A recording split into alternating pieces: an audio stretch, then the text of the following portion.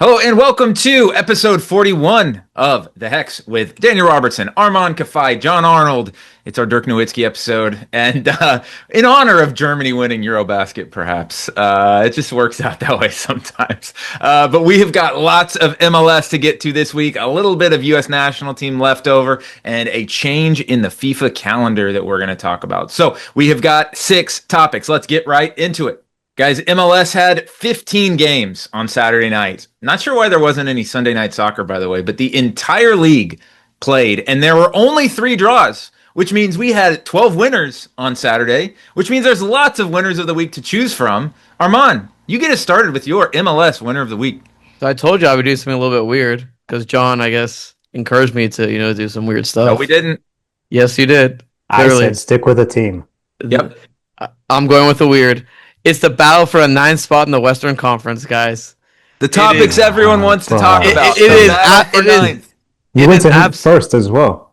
It is absolutely hilarious to watch this horrendous battle for a 9th spot. And another reason why MLS is the most generous league when it comes down to its glorious playoff spots. I mean, guys, we're looking at a situation where, again, more than half the conference makes the playoffs, and we're looking at Houston, Dallas, Salt Lake, and San Jose fighting for that 9th spot to go away and play against whoever the hell the 8th seed is going to be. Guys, for me, it's so funny because Houston, what do you think about their season? Pretty Dallas had a horrendous season with Lucho Acosta to get rid of him. Have kind of turned the ship a little bit with a big 2-0 win over Austin. Yeah. Salt Lake, they had a pretty big result, but they've been kind of up and down the entire time. San Jose is actually a team with really good advanced numbers, but their defense is terrible, and it just overall just bleed goals left and right. Okay, so who is the team out of that?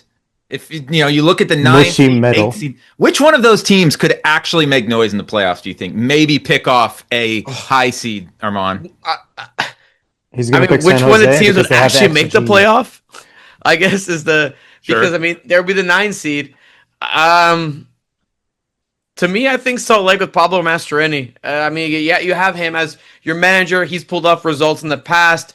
They have Diego Luna, who's been excellent as well. Yeah, don't they have a new DP forward?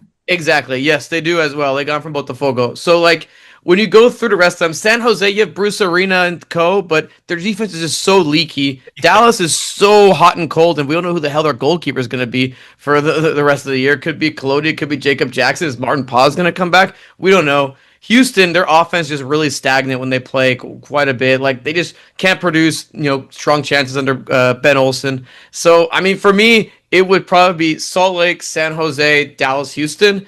But it's all just kind of like a treadmill of shit, to be honest with you. Well, we've got a month left in the season, and I'm going to go from the bottom of the table. I'm going to go up to the top. My winner of the weekend, they not only had a touchdown, they had an extra point. It's the Vancouver Whitecaps. My goodness, guys. They are on an insane offensive run right now. So they beat Philadelphia 7-0 on Saturday night. Thomas Muller had a hat trick on his birthday. Pretty cool. But you could take that as a one-off. Some people would look at that, but it's not at all. In their last 6 home games, they have 20 goals. They are averaging over 3 goals a game at home. You could say, they've gotten 2 PKs in their last 2 games, which is fair. But Stats Boy Armand, what's a generally good expected goals chance? If you're looking at a chance, XG, what would you say is a decent one? A good one, anything above 0.16. Okay, let's trick it down just a little bit. 0.14, okay? They had 13 chances of 0.14 expected goals or better on Saturday, and the previous week they had 10, okay? This team is creating crazy amount of goals right now. Who wants to play the Whitecaps at this point? What is funny? I'm glad that you asked him for a number, and then you already had your own. You already had your I wanted you didn't prepare him to where you could have, maybe tipped him off that you were looking for 0.14. I was looking, I wanted to see what he said, but 23 chances in their last 2 games. And John, what's really interesting about the Whitecaps too is when you sign Thomas Muller, it's that trickle down effect because now they have Jaden Nelson coming off the bench for them. And he would probably start for about 25 MLS teams. And they did that on Saturday night without Brian White either. So the message has been sent. And by the way, they're 4 points out of first place with 2 games in hand. In their last game of the season, it's at home against FC Dallas. So they are, supporter shield. And Daniel, don't forget, they don't have Ryan Golden. I was just reading a Is he skeet gonna on come Blue back? Sky. I was reading that he's finally out of the non-contact stuff. So he That's might be able to come back as well too. So there's offensive firepower without one of their DPs. And the thing that was impressive about that game, Daniel, we talked about the Union. They were kind of rotating. Put Ali Bedoya at right not back. really though. Yeah, Wow. it was a weird look. But the Whitecaps were also bogged down with injuries as well too throughout no their Brian back line and they're up top. So for me, I mean, what a result for Vancouver. Yeah, and we'll talk about them in a minute, but I think right now, for me, there's supporter shield favorites potentially. Really? Whoa. Yeah, John, where are you looking? Well, I was going to say fans of the supporter shield, but I'm going to nix Charlotte because Armand went in a different direction. Charlotte, they're undefeated. And I didn't prepare for this segment. I believe they've won their last 9 undefeated in 10. Yep. They beat Inter Miami 3-0. Inter Miami that was not rotated, that was not really bogged down by injury, bogged down by a Uruguayan man spitting on an old man, which got him suspended from this game. But 3-0 victory. Actually, it was kind of all Miami at the start. Jordi Alba had an opportunity in like the 4th minute. Lionel Messi earned and then took a penalty. And yet, Kalina, it would have been cool if it was Drake Calendar revenge, but Kalina stopped both shots, stopped the kind of Panenka attempt from Messi, although they left a little high. We don't see many penalties from Lionel Messi saved, but that's what happened in this game. And then from there on out, it was the Don Toklamati show. Hat trick for the Israeli striker. Look, again, I just gave you the numbers. They've won 9 in a row. They're undefeated in 10. They're probably not going to be in the supporter shield conversation, but they are a team where you're like, if you don't want to play this team, they're not losing and they're winning. And it just seems like Dean Smith was like in the press box and he was hanging out with fans and like He was having a laugh, man. I saw him doing the Poznan in the Poznan. Yeah, you gotta love it. The vibes are high. Look, okay, yes, Toklamati scored the goals, but Brant Bronico had a very good game creatively. Wilfred Zaha doing so much in the box, and the back line seems good enough for MLS. Plus, they have 2 capable goalkeepers back there, so it's a team that I think has flown under the radar for a lot of the year. That sort of seems like a little milquetoast, honestly, and yet they're a lot of fun because they keep winning, and I'm sure that if you're a Charlotte fan, you're having the time of your life and you're ready for some national recognition. Here it is. Did you see what Zaha did, by the way, on that 3rd goal by Toklamati on the PK? Where Charlotte drew the PK, Zaha picked the ball up. He always takes their PKs, and he handed it to Toklamati. To me, that just shows like the vibes are high in the locker room right now, and yeah, I wouldn't want to play Charlotte. Speaking of the Eastern Conference, guys, the next 2 segments, we're going to go Eastern Conference and Western Conference. We're going to play contender or pretender.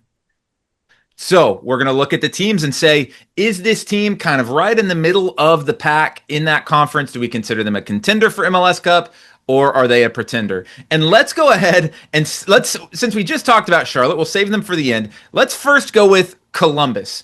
Armand, Columbus, They were looking like a heavy contender about a half hour into that match against Atlanta on Saturday, where they were up 5-0. The game ended 5-4, 3 points nonetheless, but right in the middle of that Eastern Conference, do you put Columbus as a contender or a pretender?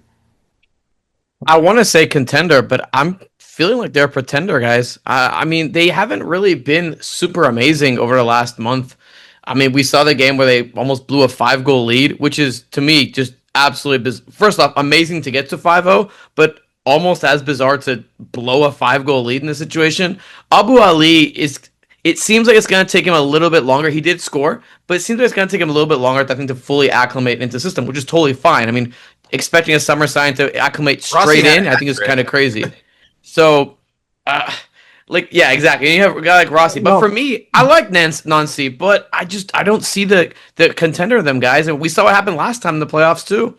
Bounced by New York in the first round. Partly because I think it is going to take some time, although I was encouraged by what I saw on Saturday from Abu Ali. But Diego Rossi, I think he's out 2 to 4 weeks with that hamstring injury suffered right after the goal. You talk about, hey, how are you going to integrate? The chemistry between those 2 guys is the most important thing when we talk about this new addition. Everyone else has basically been around. So all of a sudden, you had the good vibes flowing. and then they kind of abruptly stop in like a record scratch moment. And now they're not going to have that chemistry. The new addition is going to be relied on more to score, and he's not going to have time to gel with Rossi. By the time Rossi gets back, it's crunch time. So for me, I would have put them as a contender, I think, but I don't like that happening. I don't like the vibes from the 4 straight goals conceded to Atlanta United. They still won. It wasn't a total disaster, but put me in the pretender category. I'm going to say barely contender on this one, mainly because they have the track record. There are players on that team that I trust. I trust Darlington Nagbe in the playoffs. And here's the thing. They're going to be playing on the road. And this is why I think it is a question of contender versus pretender. Columbus is only 3 points ahead of 8th place Inter Miami, who has 3 games in hand on them.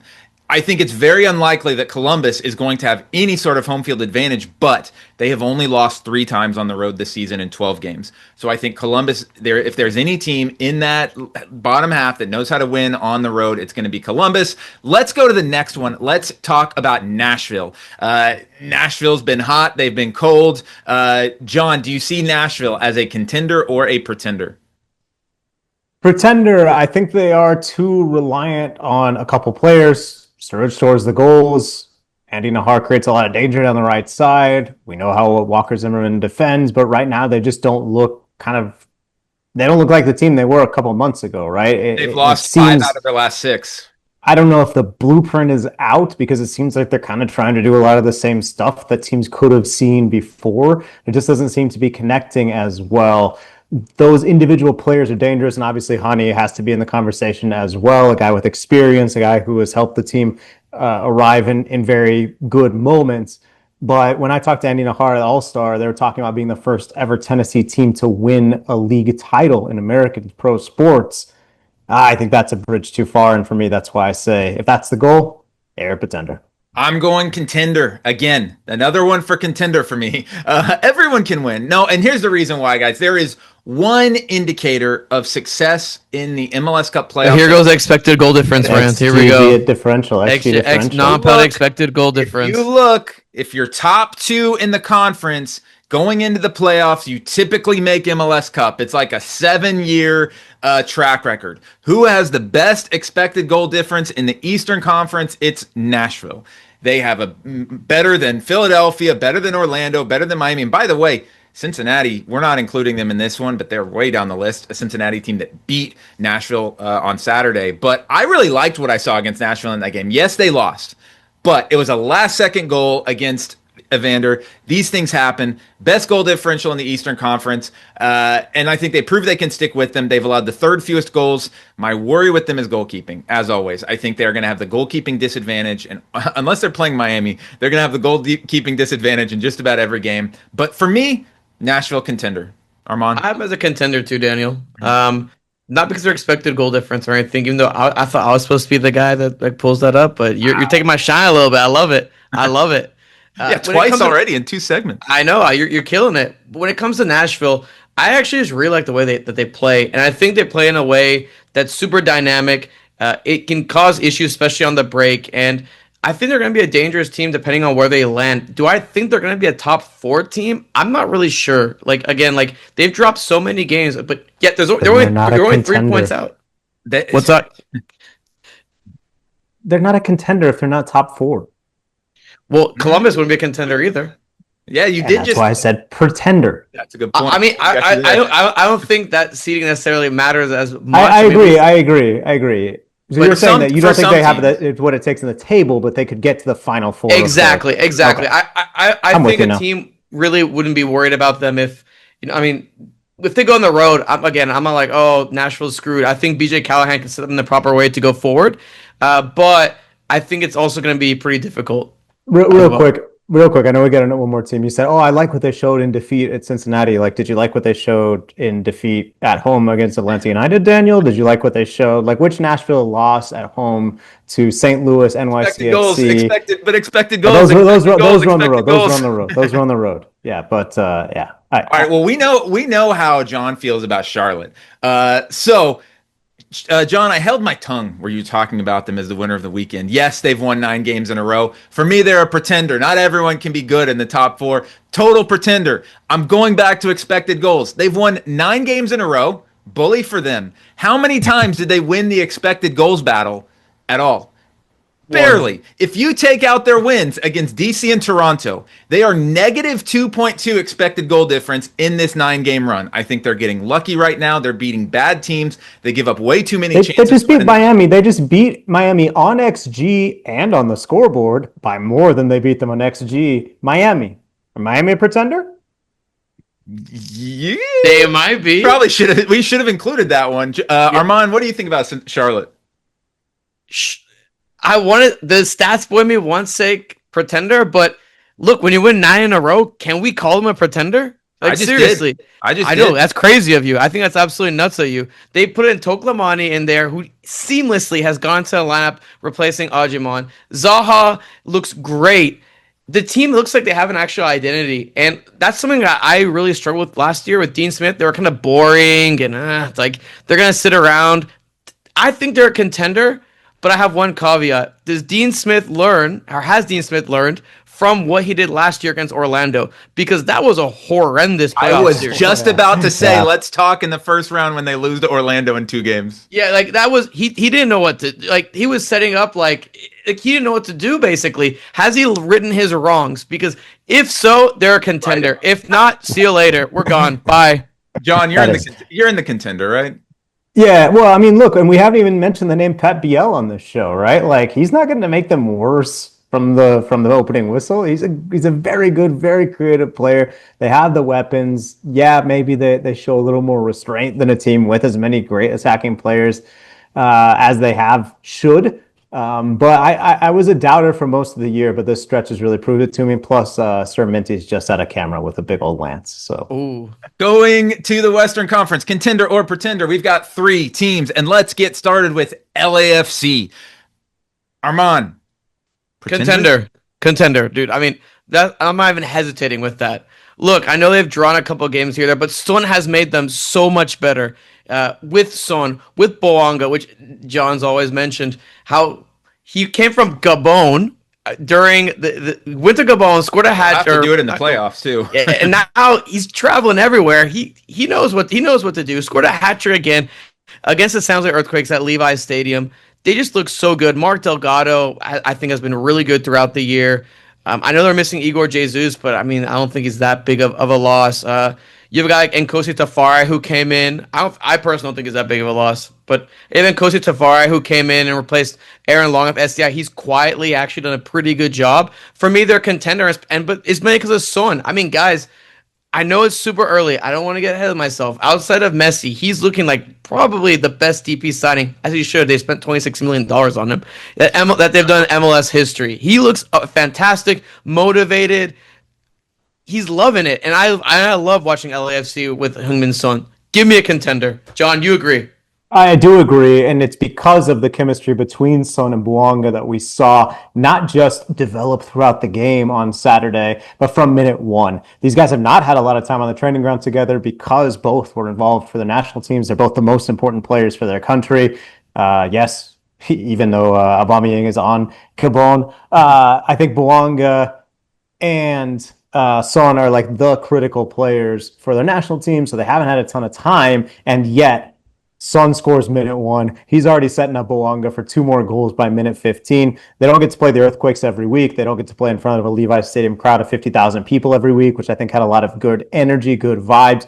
And yes, you could say that San Diego game before the break was a bit concerning, but I think as time goes on, these guys are too good not to understand how to play with each other, how to play off of each other. For me, that's why they're contender. My concern, you said Tafari is a plus. Maybe I like Tafari as a player, and I don't mind Ryan Porteous from what I've seen so far. I just think that that's a really unproven pair when you're also adding, there's an absence kind of in that spine of the team. There could be vulnerable there, and they were vulnerable, right? Like San Jose got at him a couple times.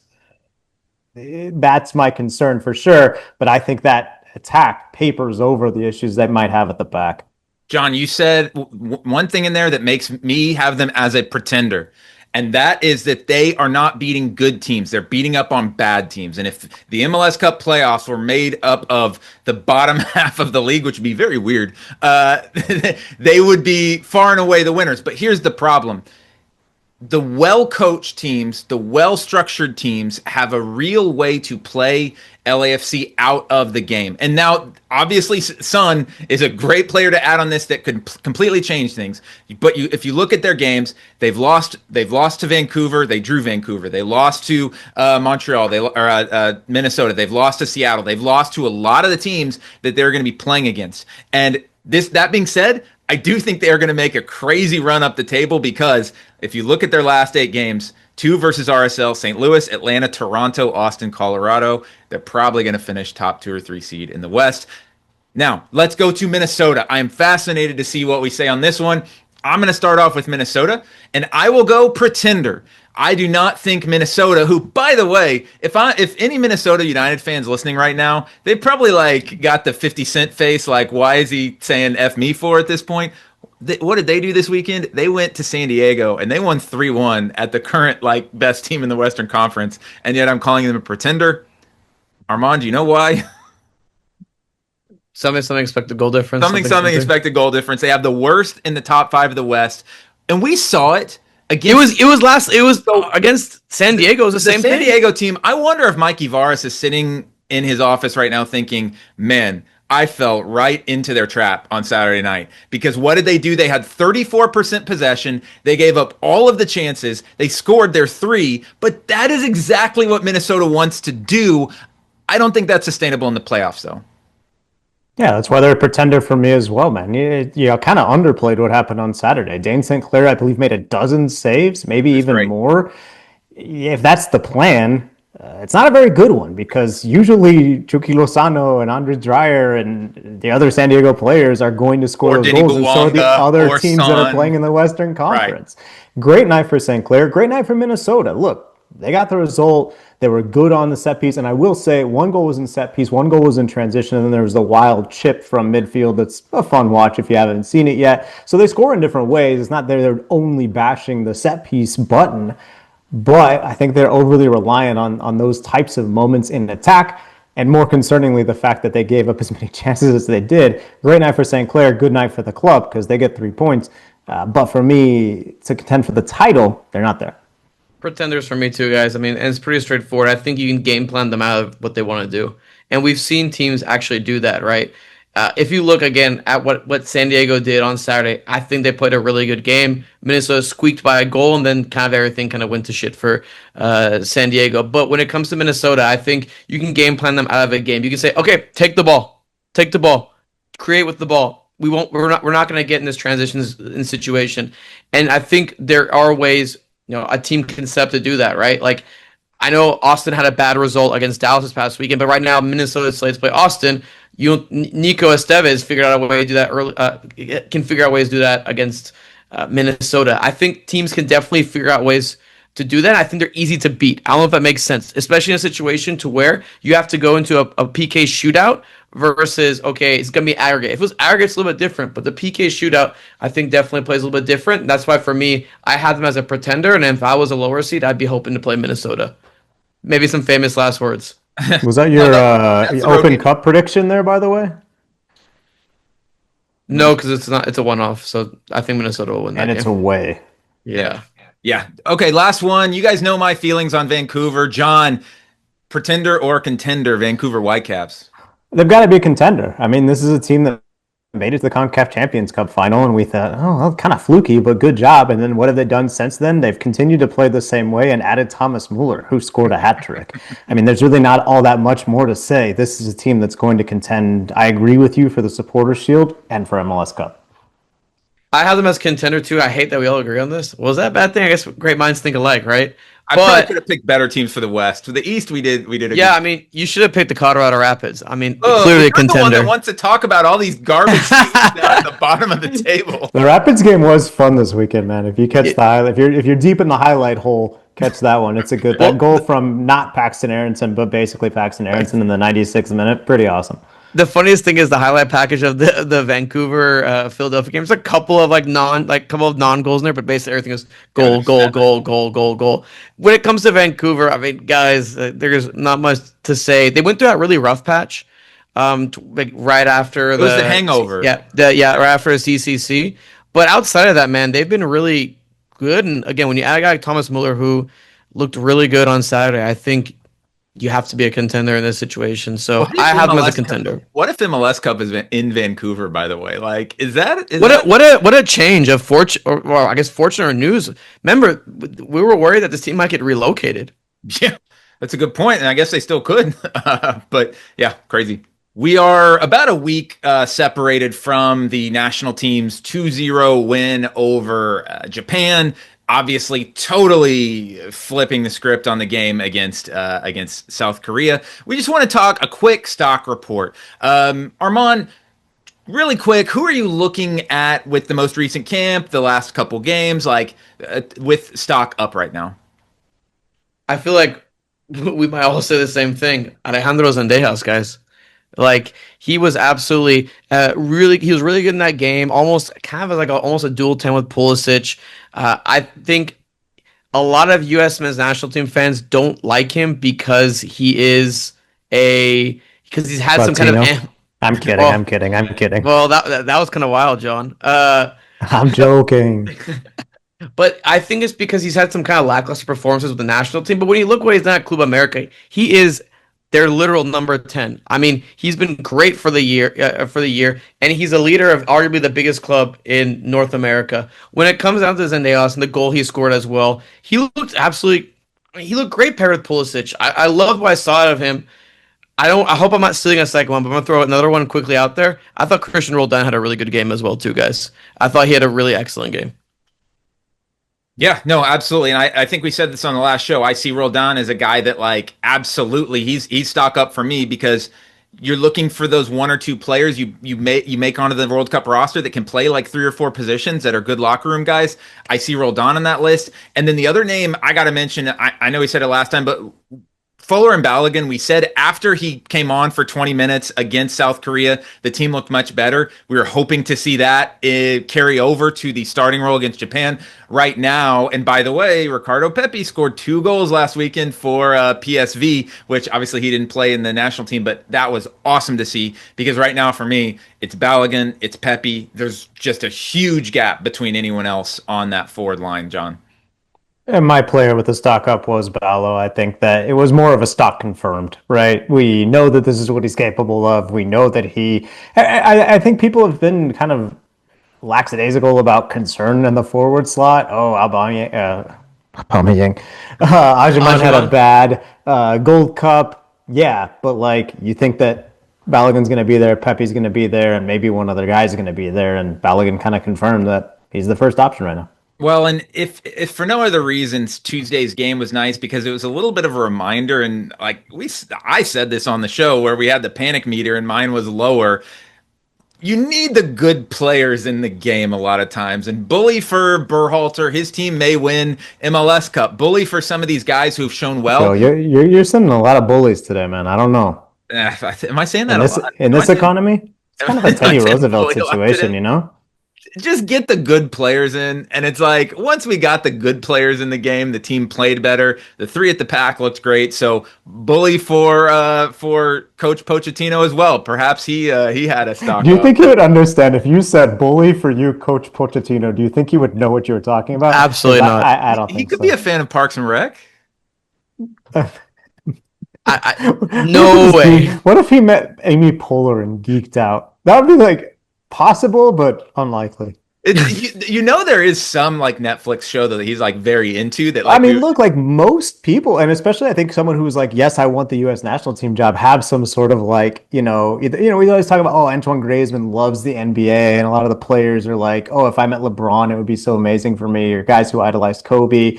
We haven't really unearthed that with Pochettino. Maybe there is a celebrity crush even. Although he mentioned going to the Ohio State game.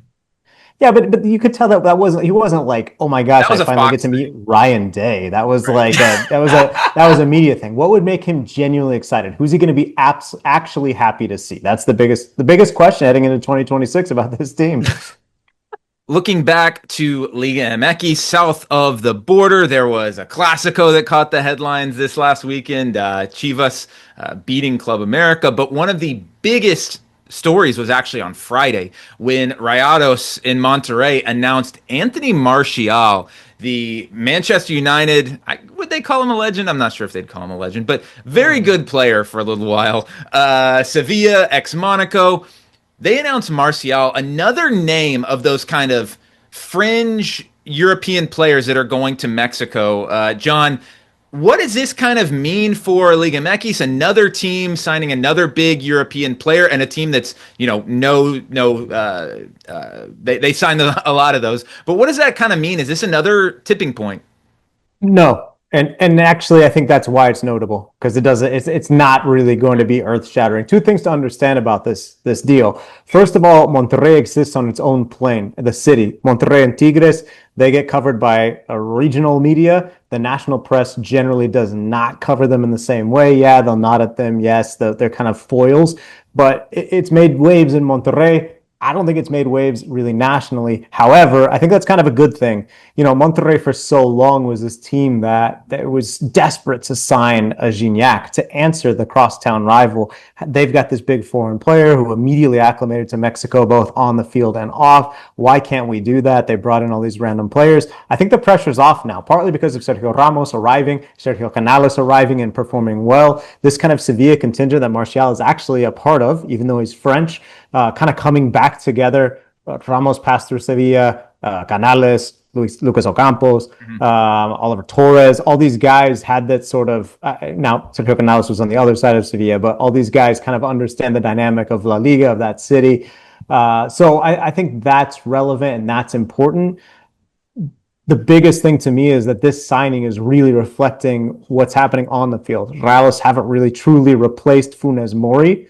And it's not just, hey, let's make a media splash. It's not, we expect this guy to come in and be the heart and soul of the team. He's another piece on a very good team, the team currently leading Liga MX right now. And for me, it's sort of lack of notability is the notable thing. Yeah, and Armand, like John said, this is a Monterrey team that is top of the table right now. Look who they've got next. Club America on Saturday night to play Alan St. Maximin, who has been another huge French player for Liga MX. Yeah, and St. Maximin, when he came in, remember the whole Club America flirtation with Dennis Bouanga was going on. And then after they wanted that, him bad. yeah, they wanted him very badly, and LAFC held firm, and now they got Alan St. Maximin, which, again, it's something that's really, again, that went kind of under the radar, like you're kind of saying, John. Like, I get it, like, it's a big signing, and I think it should be made treated as a bigger signing. But when it comes down, like, if you ask someone, hey, I guess I don't know if St. Maximin is a player that may move that needle as much. Just like I don't think Martial is that player that moves the needle as much right now in his career. Well, I mean, look at where they're coming from, right? I mean, I think when we talk about MLS, Daniel, we're always talking about like, oh, well, this player came from, he's a Manchester United legend or he's a Barcelona legend, but he came here when he didn't have any other options. Or Mueller, oh, the career's basically over. He's going to retire there. It's not necessarily the same type of players that Liga MX is getting right now, but Maximan's last club was in Turkey. Martial's last club was in Greece. You're still not. Angel Correa was more in the Mueller bucket where he comes directly from Atletico Madrid. I guess you could put him in the DePaul category since they both did the exact same thing. But yeah, I mean, I still think you're in that kind of intermediate. And in a way, that Turkey comparison, Daniel, kind of is one that I'm making more frequently because, you see some of these big Turkish clubs spending a lot of money this offseason, taking advantage of exchange rate, bringing in players who don't want to be in Saudi anymore, who want to be in the UEFA competitions, kind of taking advantage of their market inefficiencies. And yet, are people taking the Turkish league incredibly seriously? Not yet. Maybe they will if they win UEFA Champions League games, but that's how I see it, Daniel. But I don't know if you think that these types of moves are sort of reputation building. We can add Keylor Navas to Pumas in the mix, Correa to Tigres, I mentioned. How do you kind of see these moves positioning Liga MX globally? So let me give you some numbers here that pulled from Transfermarkt. So like obviously take them with a grain of salt, the exact transfer fees and everything. But when you take it on a macro perspective, I think it's pretty solid data. And when you look at the leagues in 2025 for transfer spending, positive versus negative, and have we spent more or taken in more? The top 10 leagues, the Premier League is 10 times ahead of everyone else, basically. Take out the Middle Eastern League, Saudi, Qatar, UAE. It's Premier League, the Turkish Super League is next, Serie A, La Liga, MLS, and Liga MX are the next ones after that. That is telling you that these teams are spending a lot of money. These are major, major leagues now.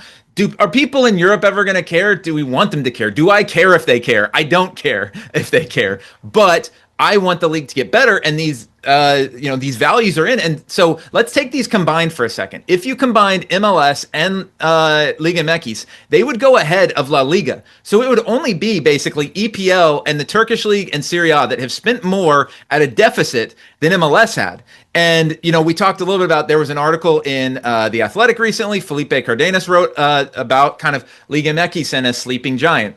Mark Spiegel, who's a guy you're very familiar with, the owner of Querétaro, he said, do I think the two leagues merge one day? I think that could be a game changer globally in the football space. If it happens, you would probably have the second biggest league in the world behind England. That's crazy, right?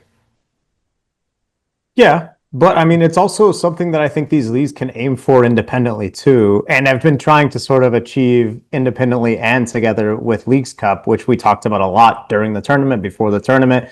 Is it working? Is it not? I think like some of that stuff takes time and inertia. Some of it depends on what these leagues decide about coming to the US. And yeah, of course, money is the ultimate factor, right? But I think it'll be really interesting to watch this evolve. Mark Spiegel comes into the league. One of the reasons that he buys Querétaro is because there's no promotion relegation. Oop, that might be back. There's all these things that are constantly changing. And I think it's really difficult to just look in the crystal ball and say, if the leagues merge this, I don't necessarily see that happening. But it's also not an impossibility, right? If an owner of the club is saying it to a reporter with a microphone that he knows is going to print the comments, like it's clearly not something that's, only whispered in certain rooms. It's something they're comfortable talking about with a good reporter who I'm sure asked wise questions, but like, this is something they're willing to talk about openly. So it'll be fascinating to watch the future, but I think it's also important to enjoy the present. And a point that I always make about Liga MX, when people talk about MLS versus Liga MX and CONCACAF Champions Cup and Leagues Cup, just because MLS is getting better and constantly signing new players doesn't mean Liga MX isn't doing the same thing in parallel. Is the gap closing? Is the gap getting bigger? It could also be staying the same with both leagues growing on the same trajectory. I don't think that's exactly what's happening, but when you see these foreign signings, when you see the biggest clubs making these big money moves, it's a reminder, I think, and definitely a statement that they're not going to go quietly. Just because they lost Leagues Cup doesn't mean that they're not going to compete in CONCACAF Champions Cup. Not that I think that many people are saying that anyway, but it's a fun league.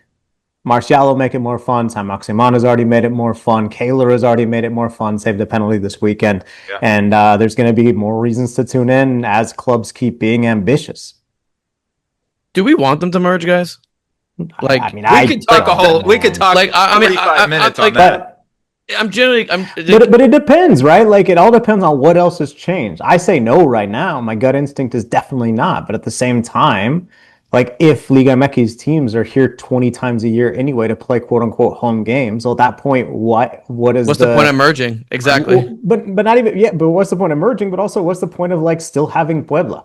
Right? I mean, right. If Puebla is going to be playing all their games in Colorado, I have Puebla. I don't know. In Pueblo? Hey.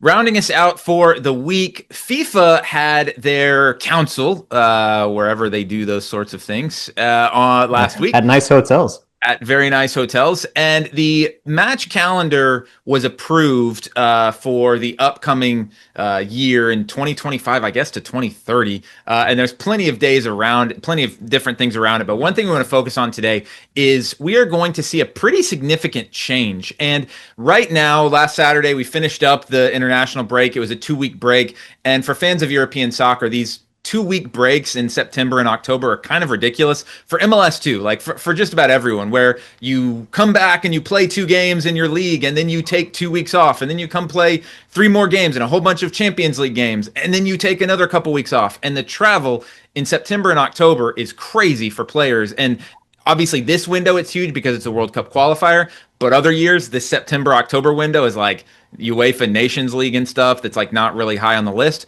They are going to get rid of the 2 windows and they are going to combine it to a 16-day 4-match window that replaces the 9-day 2-match windows previously. Armand, do you see this as kind of a positive move for, trying to get less player rest and that sort of thing? I'm gonna take a different vantage point and go from the MLS side. They're probably like, oh man, this kind of sucks. Like for them at least, because they don't observe the international breaks. So MLS not observe, like they observe some of them, but it's gonna be a big 3-week break now to where it's like, okay, unless they switch the calendar. Yeah, right before the playoffs. No, that's gonna kill momentum, and they also are gonna get momentum killed again later on, right? Like these are like if you're MLS in 2026, it's all of a sudden like, man, this is just another reason why they should switch the schedule and actually observe the international calendar again and again. And so I like the move from FIFA. I think it makes sense.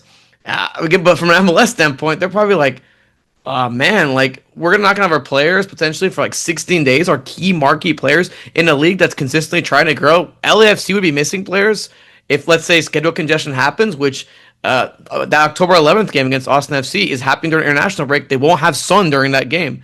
Like, what if those things continuously happen throughout, in 2026, which I think is going to happen in a weird way with how the schedule is going to line up with the big 3-month break that we're anticipating MLS to announce with a condensed schedule. There's going to be weird stuff happening all around. I think MLS kind of like, let's hope that our best players don't get called up because it's right after the World Cup and maybe players are getting refreshed. National teams are refreshing things. But, I mean, we'll see. I think it makes sense from a FIFA standpoint, from an MLS standpoint. I don't know, man. I mean, I am sort of not skeptical, but I think there's maybe 1 or 2 more twists to kind of be taken here before this. We actually understand the ramifications of what this looks like.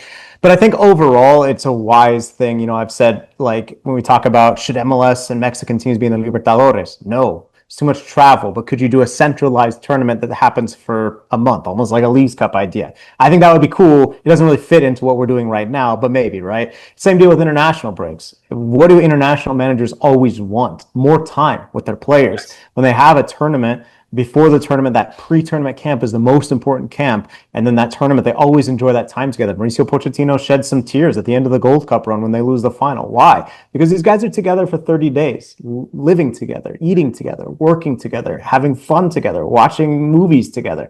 That camp atmosphere is when the progress gets made in the national team level. And if you can get more of that time, you can understand why the managers like that, even if you've got to prepare 4 games instead of 2.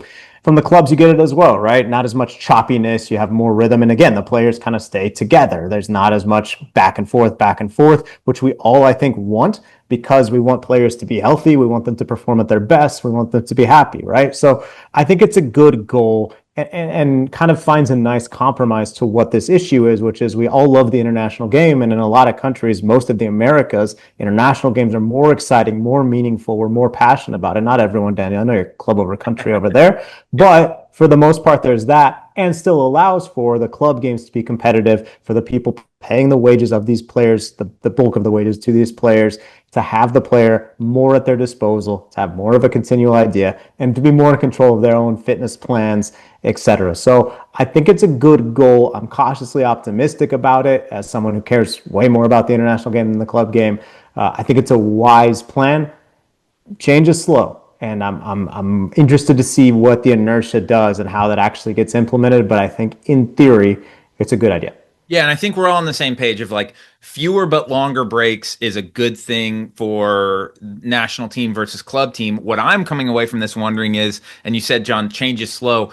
I'm wondering if we come away from this where the off seasons for club soccer in general are going to get shorter in non-World Cup Euro years, and we get more of these longer but less international breaks. Because if you have a break that can have 4 games matched into it, you can create mini tournaments. There's little things you can do. Suddenly the Nations League you could have quarterfinals, semifinals, finals. There's a lot of different things you could do in terms of international tournaments that you couldn't do before. And also, if you're a player, okay, we saw Pulisic sit out the Gold Cup and everyone loses their mind. Well, if you have a 3-week break, him saying, hey, this one little break, I'm going to sit out. that's not that big of a deal if they sit out a 3-week break with a few games in it. So that I think that raises the chance for players, but I think we potentially could see the entire shifting of the calendar with a shorter off season for international soccer or for club soccer and more of these longer international breaks. I think it's, trimesters of school, not semesters, If this happens, are we going to make like hour and a half hex episodes? No one wants to hear that. I don't think I don't anyone wants to know. hear that. No. It's already going that direction. Well, we're heading in that direction, so we better wrap it up right there, guys. So thank you for listening. We'll be back next week with more MLS, and we'll see who else Liga MX signs next week.